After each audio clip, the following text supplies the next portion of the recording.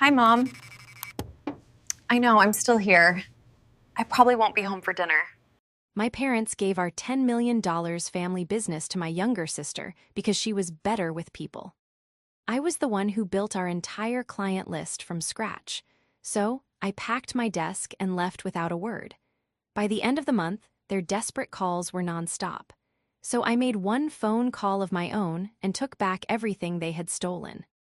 This is where the story truly begins, and you won't want to miss what happens. Make sure you're subscribed to see it through to the end. We're always curious.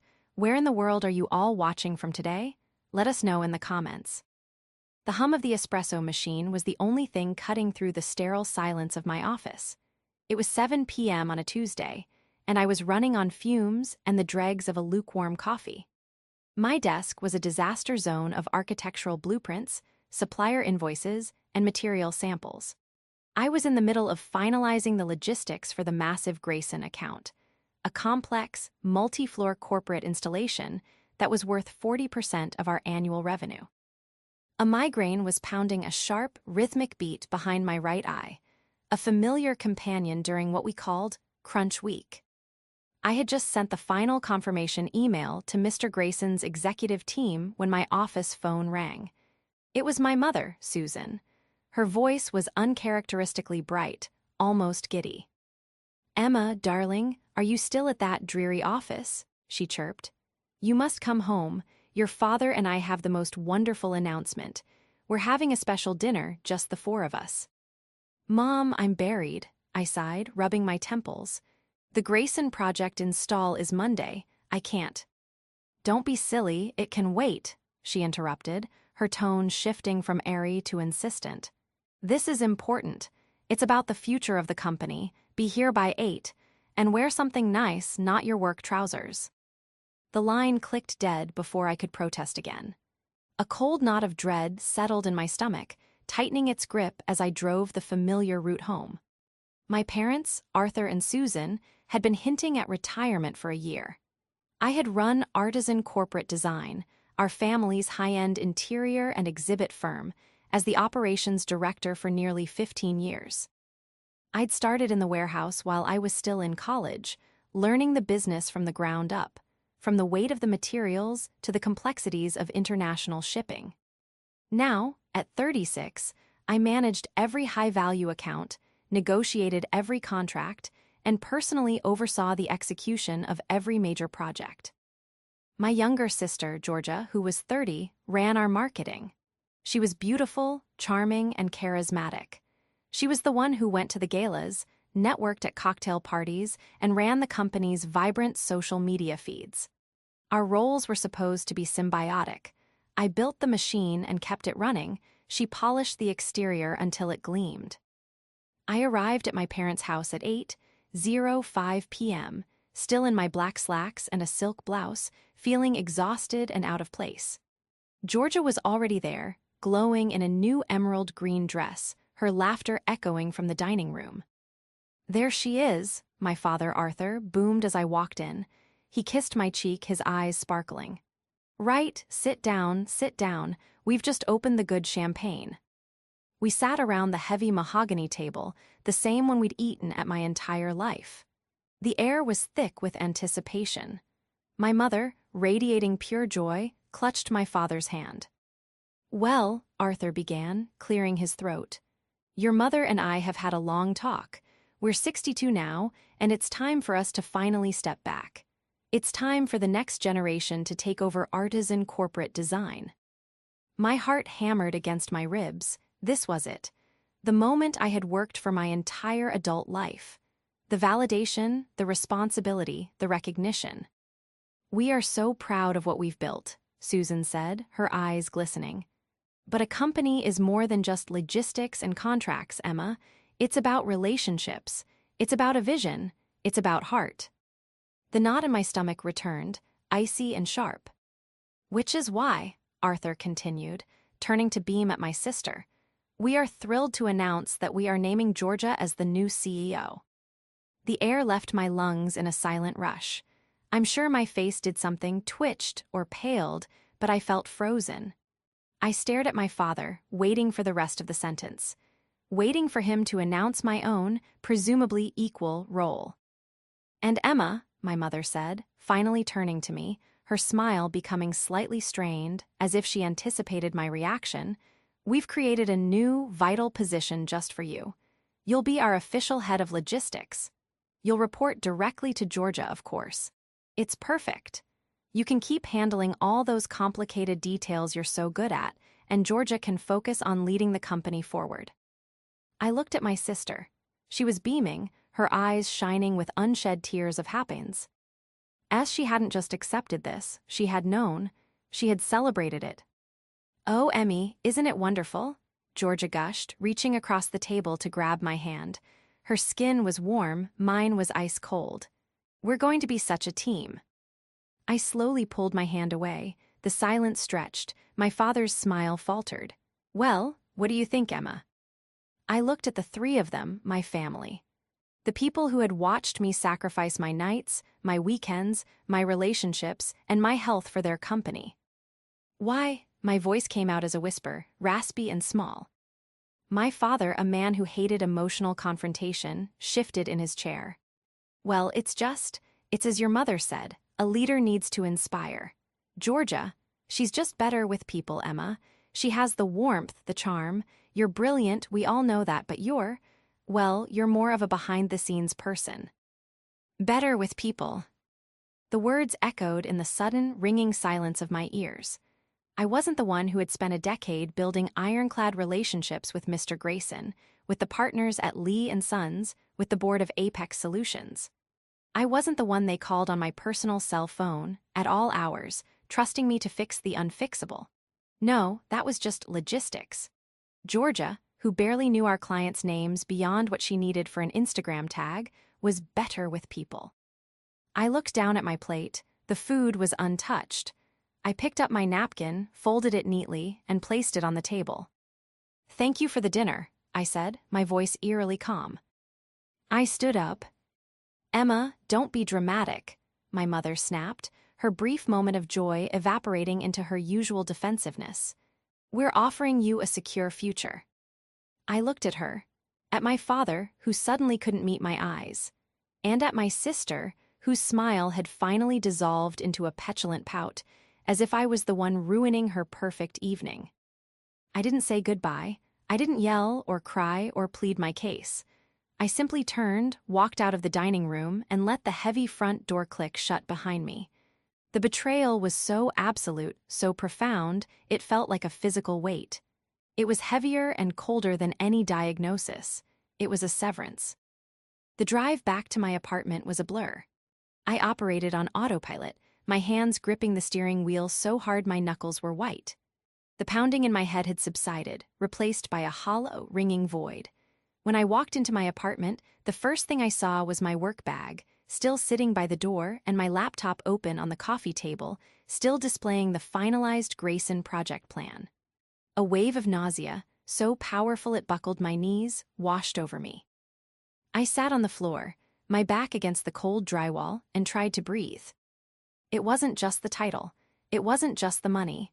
It was the complete and utter invalidation of my entire life's work. They hadn't just overlooked me, they had demoted me.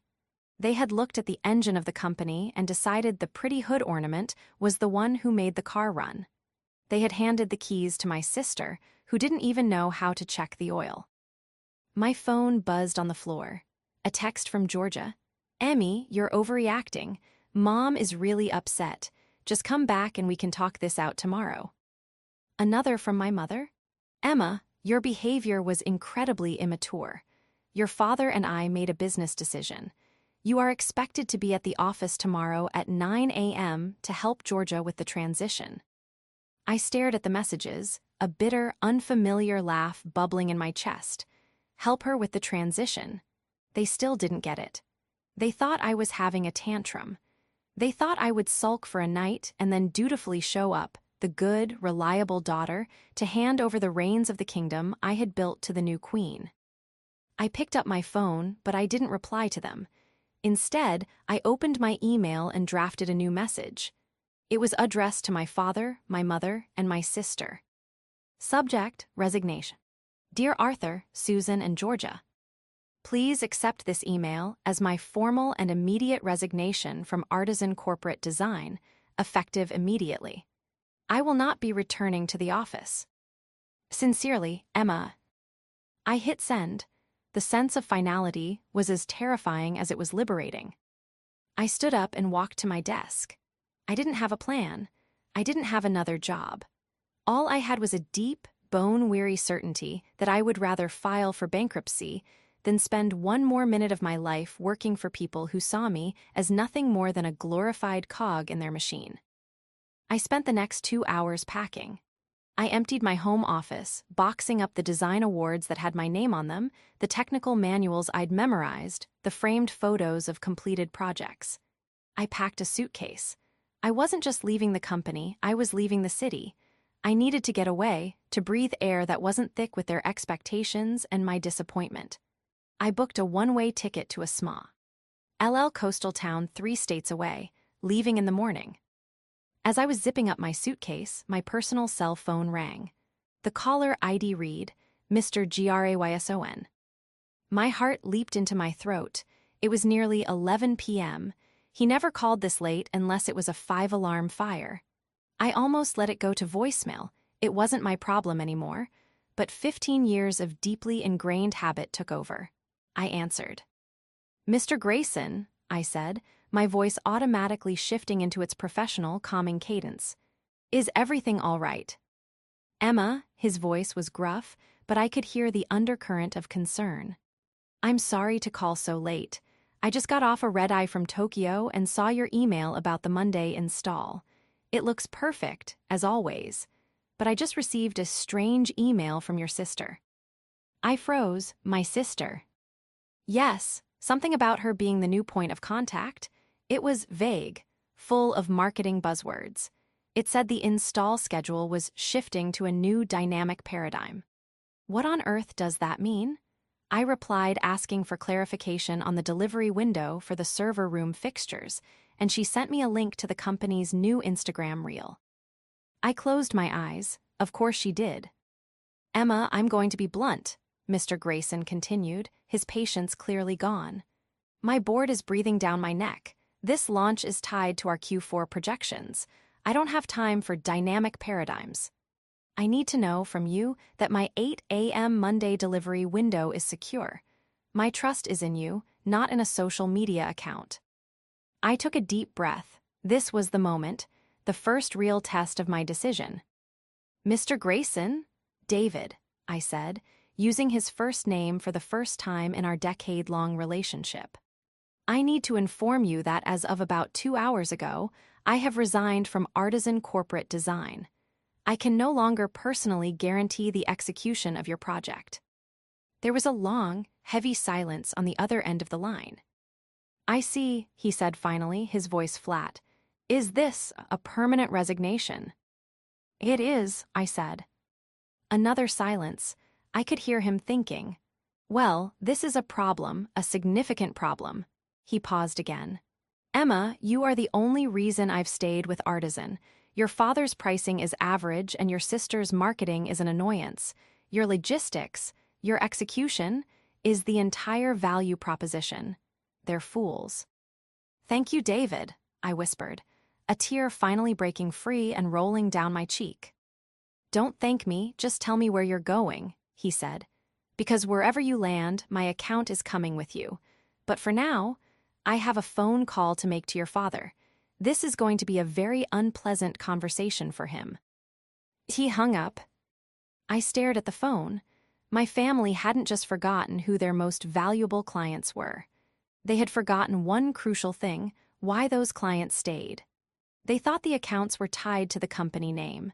They had no idea they were tied, with bonds of steel forged over a decade of trust, directly to me. The coastal town I fled to was a blur of gray skies and misty mornings.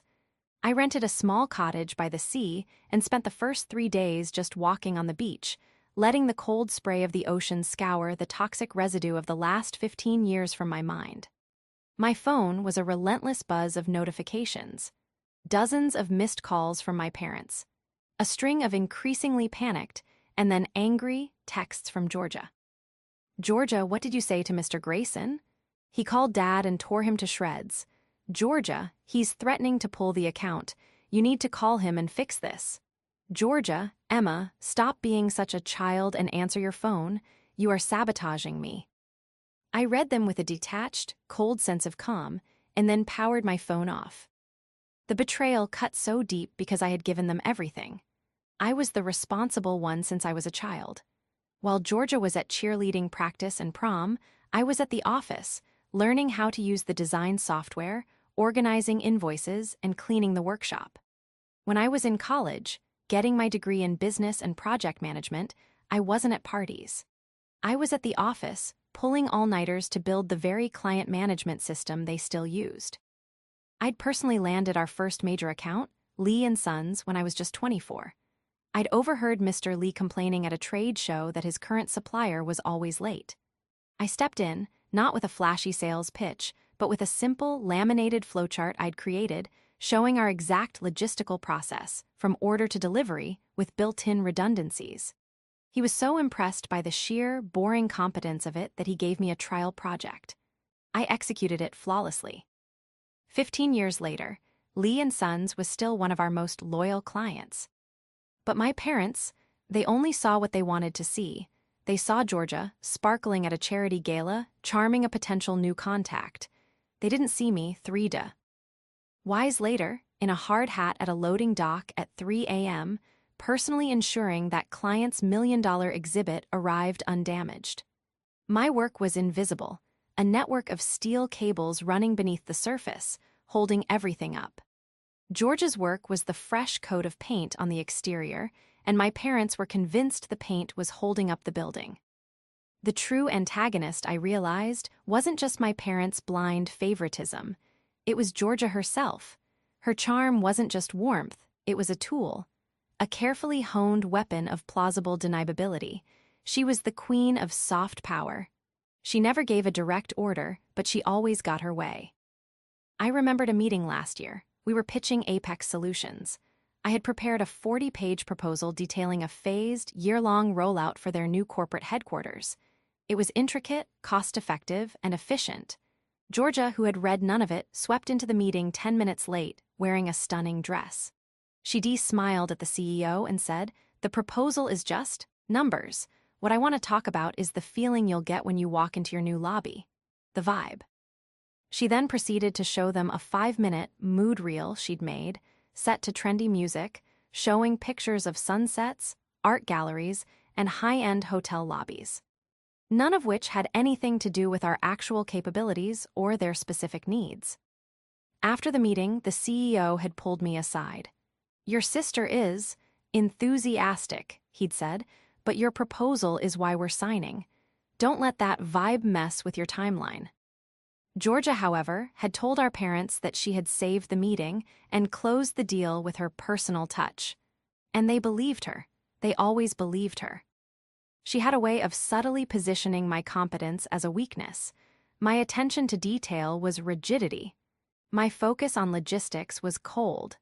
My lack of interest in schmoozing was poor social skills. She had spent years laying the groundwork for this, painting herself as the heart of the company and me as the unfeeling brain. My parents, desperate to believe their charming, easy-to-love daughter was also a brilliant leader, bought the narrative hook, line, and sinker. They wanted the easy, pretty answer. They wanted the company's future to look like Georgia, shiny, effortless, and popular. They didn't want to admit that the company's actual foundation was me, difficult, demanding, and exhausting. I turned my phone back on after a full week of silence. The barrage of messages was overwhelming, but one, in particular, caught my eye. It was from a sender I didn't recognize. Subject: Artisan Design. "Ms. Emma, I received your name from Mr. David Grayson. He mentioned you have recently become a free agent. I am the procurement manager for Apex Solutions. We have been informed that Artisan is restructuring. We are not confident in their ability to handle our Q3 project. If you are starting your own consultancy, we would be very interested in discussing a new contract." I read the email 3 times. Then I saw another one from Mr. Lee at Lee and Sons with a similar message. Mr. Grayson hadn't just pulled his own account.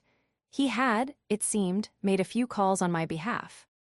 A slow smile spread across my face. The fog in my head, the heavy weight of grief and betrayal, suddenly began to lift. I wasn't a victim. I wasn't unemployed. I was, as the email said, a free agent. And I had a phone full of clients who were suddenly, desperately, in need of my services. My family thought my skills were a liability, but to the people who actually paid the bills, my rigidity and coldness looked an awful lot like reliability and competence. I opened my laptop, and instead of looking for flights home, I started researching business incorporation laws. The moment I decided to fight back, the world shifted on its axis. The grief didn't vanish, but it crystallized into a hard, clear sense of purpose. My family saw me as a supporting character in their story. It was time to write my own. My clever trap wasn't a complex scheme.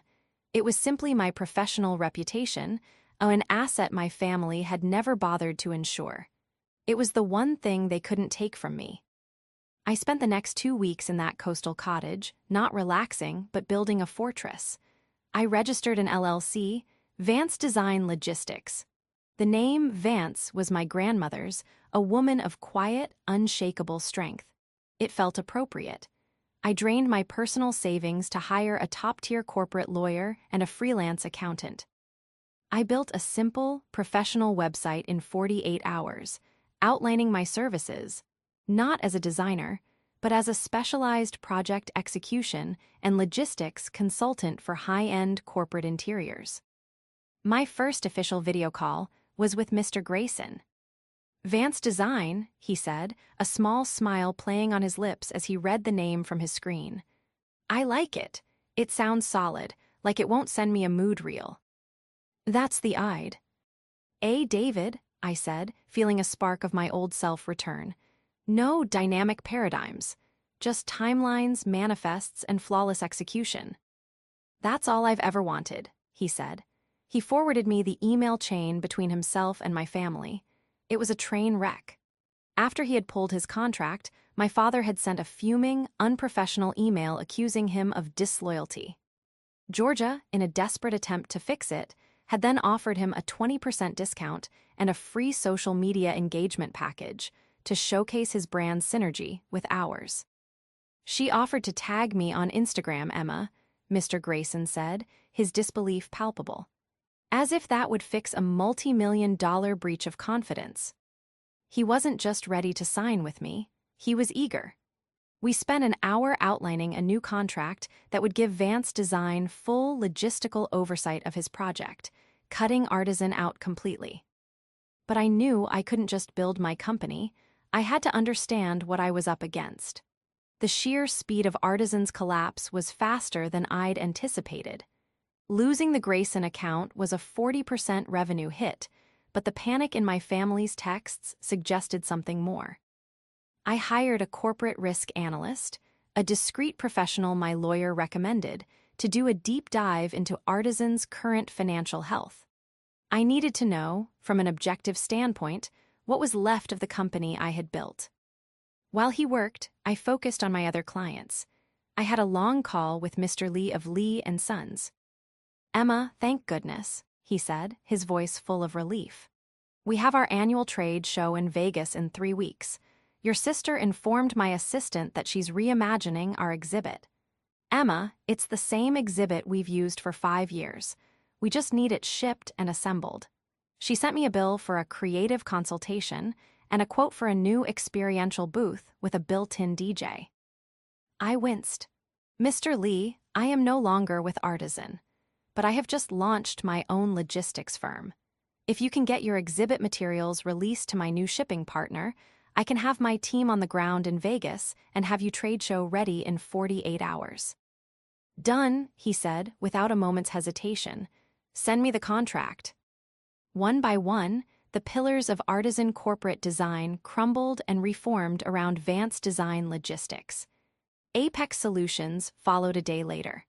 By the end of week 3, I had secured contracts worth over 60% of Artisan's former high-value business. The risk analyst's report came back on a Friday afternoon. It was devastating. I'd known the business, of course, but I hadn't been in the high-level financial meetings for the last 6 months. My parents and Georgia had started having leadership dinners without me. The report showed why. Artisan was leveraged to the hilt. My father, emboldened by Georgia's vision for expansion, had taken out 2 massive, high-interest loans in the last year. One was to open a splashy new design studio in a high-rent district that Georgia insisted they needed. The other was to finance a rebranding campaign run by a laughably expensive PR firm that was one of Georgia's friends. The company had been operating on razor-thin margins, entirely dependent on the steady, massive cash flow from the exact clients I had just signed: Grayson, Lee & Sons, and Apex. The profit from my projects was paying for Georgia's fantasies. They weren't just in trouble. They were insolvent. The loans were contingent on the company maintaining a certain valuation and revenue stream.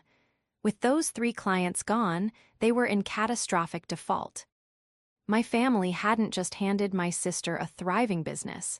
They had handed her a ticking time bomb, and I had just walked away with the defusal codes.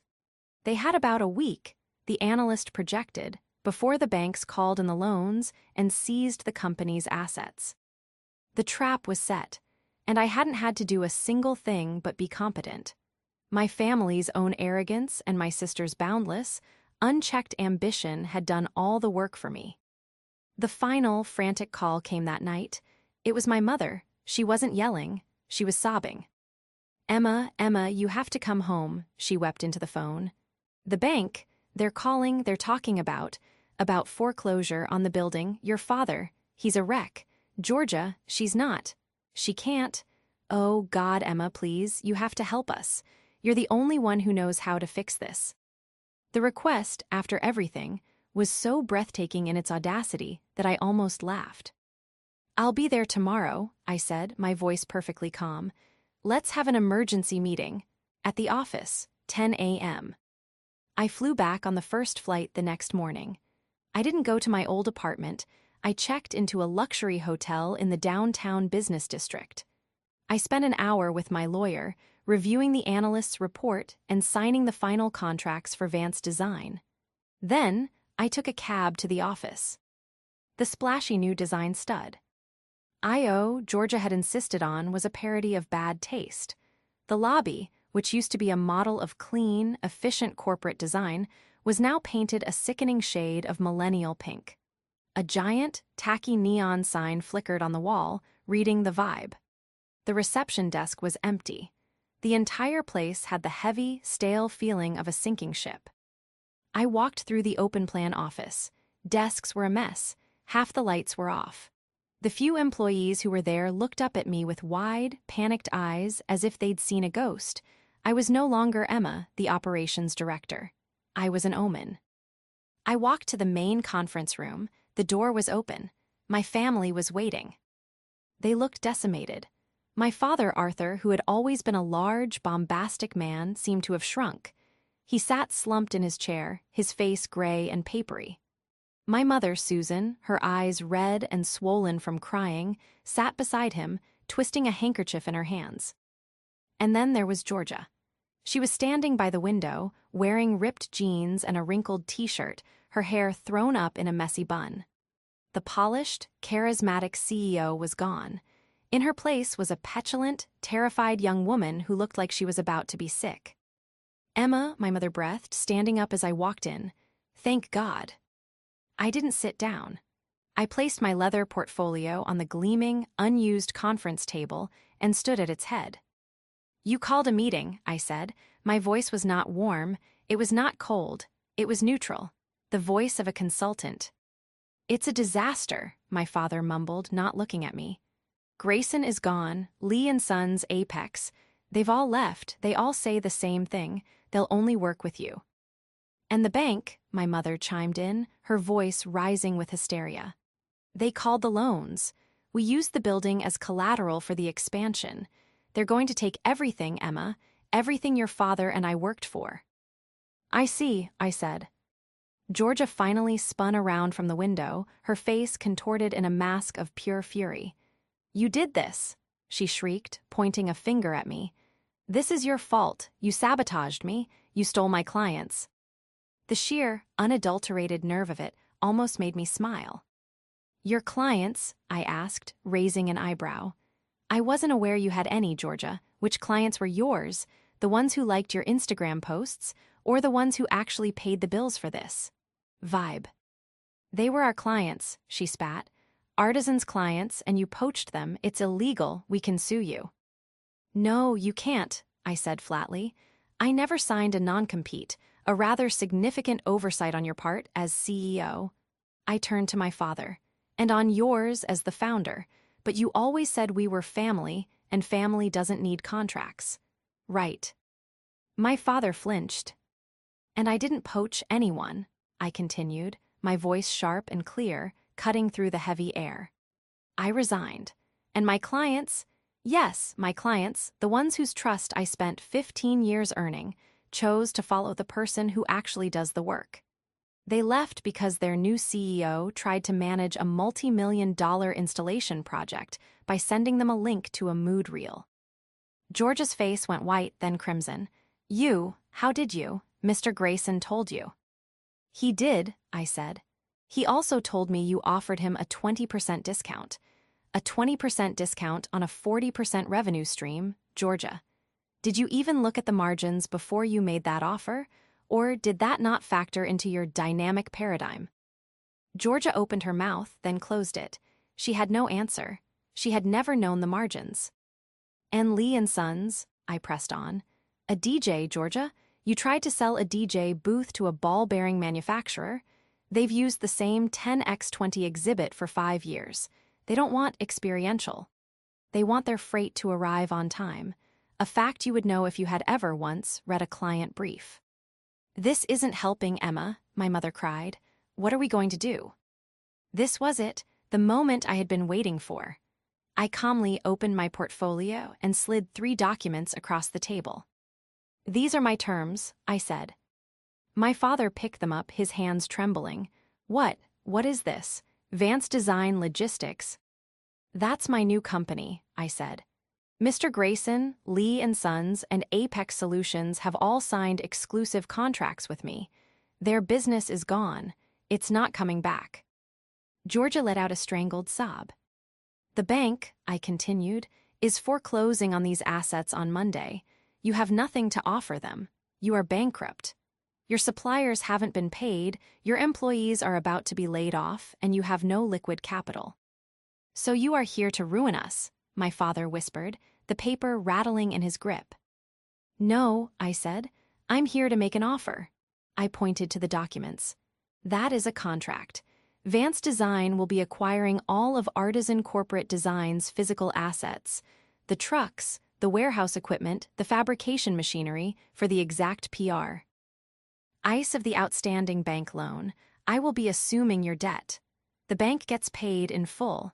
You walk away with nothing, but you also owe nothing. You avoid total financial ruin and public bankruptcy. My mother stared at me. Acquiring, you're buying, you're taking our company. I'm saving it, I corrected her, or at least the useful parts. The Artisan brand is worthless. The Vibe Studio is a write-off, but the machinery in the workshop, the transport fleet, I built that, I sourced it. I'm not letting it go to a bank auction. Georgia looked at me, her mind finally catching up. And us? What about us? What about me? This is my company. This company is a sinking ship, and you are the one who drilled the holes in the hull, I said, my voice dropping. You get nothing. Mom and Dad get to retire without being sued by creditors. But you get what you've earned. You can't do this, she shrieked. Dad, tell her, Mom, she can't just take it. My parents were silent. My father looked at the contract, then at me. He saw the cold, hard logic. He saw the escape hatch I was offering. He saw the woman his daughter had become. It's over, Georgia, he said, his voice a hollow echo of his former self. No, she screamed. I'm the CEO, you can't just. You are the CEO of nothing, I snapped, my control finally breaking. You are the CEO of a bankrupt shell of a failed marketing experiment. I am the one with the clients. I am the one with the capital. I am the one the bank would rather deal with. You have no power here. You have no leverage. You have no people skills that can fix this. You are a failure. The words hung in the air, brutal and true. Georgia stared at me, her face pale with shock and hatred. Then she let out a guttural sound, grabbed her purse, and stormed out of the conference room, slamming the door so hard the neon sign in the lobby flickered and died. I looked at my parents. My mother was crying silently. My father, with a deep, shuddering sigh, reached for a pen. The following Monday was a whirlwind. My lawyer and I met with the bank. They were, as I'd predicted, overjoyed. Instead of a messy, protracted bankruptcy and an auction of depreciated assets, they were getting a single, clean check. Vance Design, backed by the new ironclad contracts from Grayson and the others, was a far more stable and attractive partner than the floundering Artisan Design. The deal was signed before noon. The building, the warehouse, the trucks, and the machinery were all mine. My first act was to rehire the core workshop and logistics team, the people who, like me, had been doing the actual work for years and had been terrified of losing their jobs. Their relief was palpable. My second act was to have the locks on the executive offices changed. My parents had signed the papers and disappeared. I assumed they had gone to their home to lick their wounds, but I had underestimated Georgia. She, apparently, still believed she had a say in the matter. I was in the warehouse on Tuesday, personally directing the loading of the trucks for the Lee and Sons exhibit, the one I was rescuing from Georgia's DJ booth disaster, when my phone rang. It was my father. "Emma, you need to. I think you should come to the house," he said. He sounded exhausted. "It's Georgia." "I'm busy, Dad," I said, signaling to the foreman. "I have a deadline." "Please," he begged. She's threatening to go to the press, to social media. She's saying you committed fraud, that you conspired with the bank. She's saying all sorts of crazy things. Your mother is a wreck. She won't listen to us." I sighed, rubbing the bridge of my nose. Of course. When her charm failed, she resorted to threats. This was the other side of her people skills. "Fine, I'll be there in an hour," I said. When I arrived at my parents' home, the scene was even worse than I'd imagined. Georgia was pacing the living room, her phone in her hand, her face blotchy and tear-stained. My mother was on the sofa, weeping. My father was just standing there, looking helpless. "There she is," Georgia snarled when she saw me. "The thief. I'm so glad you're here to see this. I'm live streaming to the company Instagram right now. I'm telling everyone how you..." "You're live streaming to an account that I now own?" I asked, pulling out my own phone. "Go ahead. I'll just have my admin delete it. Oh, and by the way, that's trademark infringement." Georgia froze, her thumb hovering over the Go Live button. You wouldn't." "I would," I said. "But more importantly, Georgia, I came here to give you this." I pulled a thick envelope from my bag and tossed it onto the coffee table in front of her. "What is this?" she asked, eyeing it with suspicion. "That," I said, "is the full investigative report I had my analyst run on Artisan Corporate Design. The one I didn't show the bank, because I was trying to be kind to Mom and Dad. But sync. You seem to want to play this out. Let's play." I nodded to the file. "Go on, open it." Hesitantly, she opened the clasp and pulled out the top page. I knew what it showed. The invoices from her friend's PR firm. "You paid your friend's consulting firm $200,000 for that rebranding campaign," I said, my voice calm and cold. "A firm that was registered just 6 months ago, has no other clients, and lists a residential area post office box as its address. That's not just bad business, Georgia. That's embezzlement. You were funneling company money from the loans Dad took out, directly to your friend." My mother let out a gasp. My father's face went ashen. "Emma, that can't be." "Oh, it gets worse," I said, my gaze locked on Georgia, who looked like she was about to faint. "Turn to page 4. The expense reports for the last quarter. The client dinners at restaurants that, oddly enough, you paid for on the same nights you were posting vacation photos from Miami. The company car you're driving, which is a two-seat luxury sports car leased in Artisan's name. The $50,000 you spent on the Vibe Studios neon sign, all of it charged to the company. You weren't just a bad CEO, Georgia, you're a fraud. You were actively, consciously bankrupting your own family to fund your lifestyle. Georgia sank onto the sofa, the papers slipping from her hand. She was speechless. The truth, in stark black and white, had finally done what reason and emotion never could. It had silenced her. I gave the bank just enough information to show them the company was insolvent, I said, speaking to my parents now. I did not show them this. I did not tell them that their loans were being used to fund your daughter's shopping sprees. I let them believe it was just a series of bad business decisions. I saved this family from a criminal investigation. I saved you, I said, pointing at Georgia, from a lawsuit that would have landed you in jail. My mother was staring at Georgia, her expression one of dawning, sickening horror. Georgia, is this true? Tell me this isn't true. Georgia just stared at the floor, silent tears of humiliation and rage rolling down her cheeks. She had no more lies, no more charm. So here's the deal, I said, taking back the file. You are going to give me your phone. You are going to write down the passwords to every social media account and every company login you still have. You are going to walk away, and you are never going to use the Artisan or Vance name again. In exchange, I am not going to forward this report to the district attorney. You're blackmailing me, Georgia whispered. No, I said. I'm giving you the same choice you gave me. You can have your pride or you can have your future. You don't get both. I'm offering you a clean break. It's more than you offered me. My father, who had been silent this whole time, finally stirred. He walked over to his daughter, his face a mask of profound disappointment. He gently took the phone from her hand and then slid it across the coffee table to me. Write down the passwords, Georgia, he said, his voice void of all its former warmth. Just do what she says. Georgia, broken, did as she was told. I took the phone and the piece of paper. Good, I have a company to run. I turned and walked out of the house, leaving the three of them in the ruins of the family they had built. The spell was finally broken. The antagonist's people skills had been revealed for what they were, a hollow, parasitic charm that had almost destroyed them all. 2 months later, the Vance Design Logistics launch party was in full swing. I hadn't wanted a party, but Mr. Grayson had insisted. You didn't just reopen, Emma, he'd argued. You won. You need to plant the flag.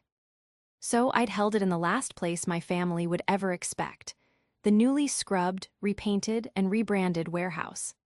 I'd cleared the main floor, strung up elegant lighting, and brought in a string quartet and a high-end catering company. The cavernous space, which once smelled of sawdust and packing grease, now buzzed with the quiet, confident hum of real success. The guest list was a strategic masterpiece. Mr. Grayson was there, holding court by a display of his project's blueprints. Mr. Lee of Lee & Sons was laughing with the CEO of Apex Solutions, both of them having had their projects delivered flawlessly by my team. My top suppliers were there, my beaming employees were there, and most importantly, the top executives from every potential new client I wanted to land were there. This wasn't just a party, it was a statement. It was a public unveiling of the new power player in corporate design.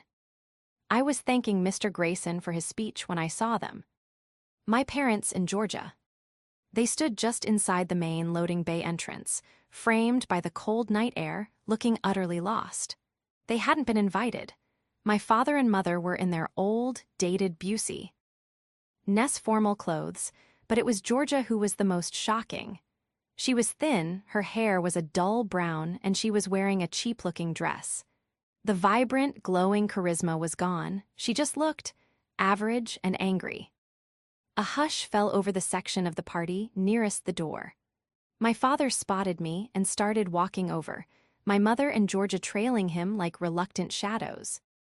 Emma, my father said, his voice strained. This is quite the event. We just wanted to come and to talk.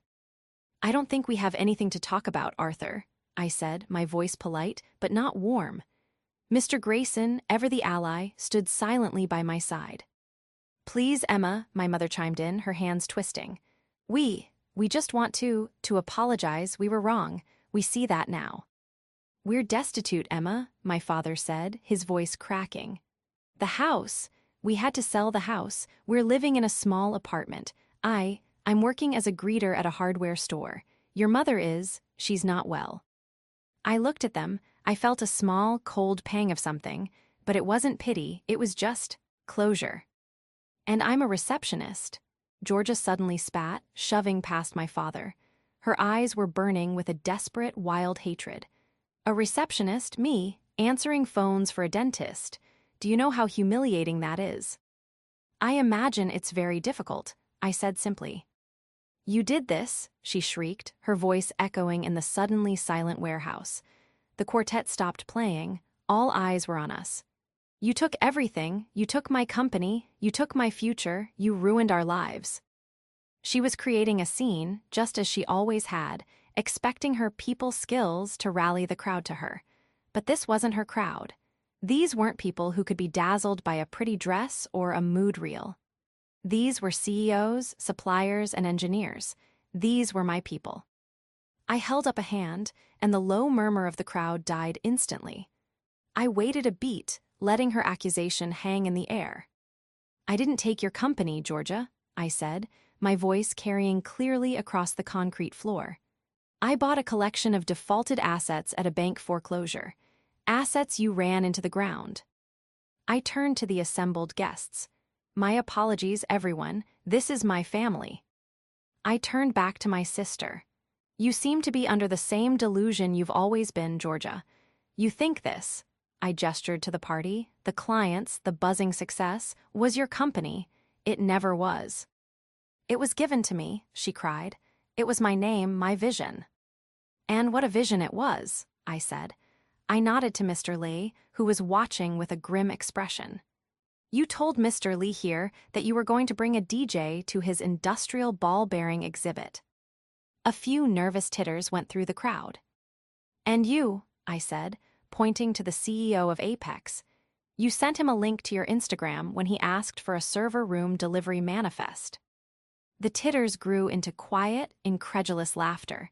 Georgia's face crumpled. She had tried to make me the villain, but I was simply holding up a mirror.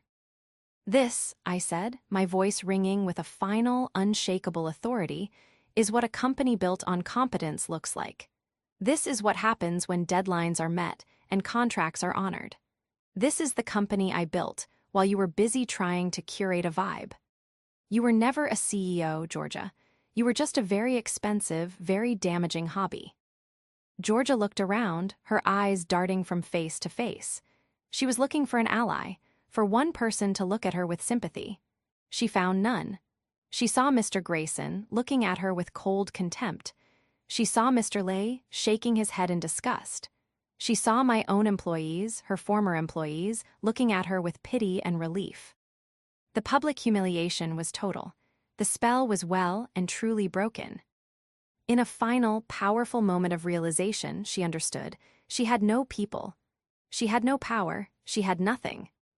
With a choked, animalistic sob, she turned and fled, pushing her way out of the loading bay and disappearing into the night. My mother made a move to follow her, but my father put a hand on her arm. He looked at me, his face a ruin of shame and regret. She really did it, didn't she? He whispered. The embezzlement, all of it. Yes, I said, she did. He nodded slowly, the final piece of his denial falling away.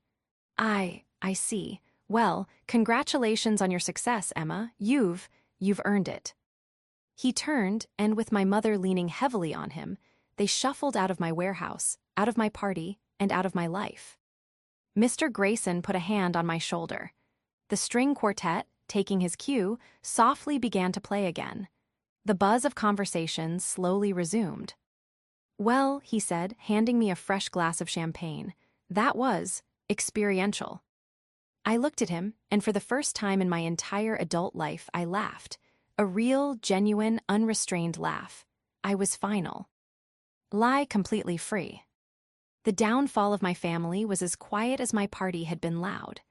With the bank loans satisfied, they were no longer in debt, but they were, as my father had said, destitute. They had sold the large family home and moved into a cramped, two-bedroom apartment. My father kept his job as a greeter. My mother, broken by the stress and the revelation of Georgia's fraud, rarely left the apartment.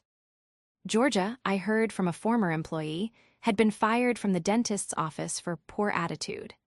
She was last seen working a temp job, filing paperwork in a windowless office park.